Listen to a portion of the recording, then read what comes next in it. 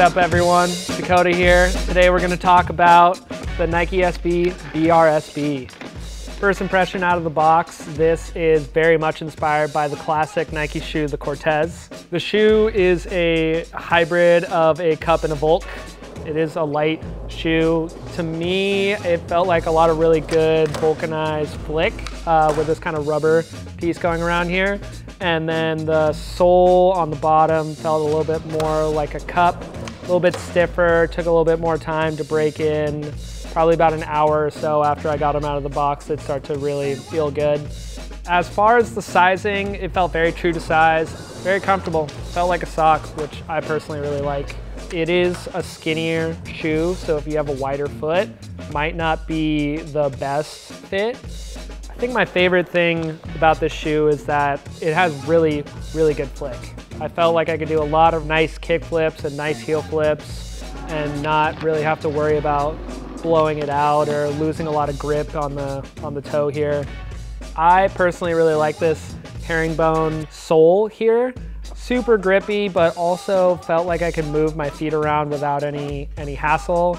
Inside the shoe, we have the React insole. Super comfortable, felt like I could jump down stuff and not really worried about getting heel bruise.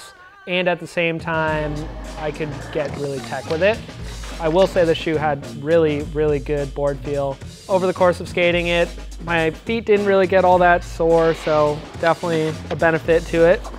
On the inside, there's some pretty strong straps, so it keeps the tongue secured to your foot, keeps the shoe all together. I like my shoes to fit very tightly. The tongue is a little thicker and pretty soft, which is good absorption for if you're getting a board karate chopped on your foot. Things I didn't particularly like about the shoe is I felt like your heel sat pretty high up in the back here, and also it's kind of on the thinner side. So that combination of like having your heel sit up high and the shoe being skinny felt like I could potentially roll my ankle. I didn't, but there is a factor of that.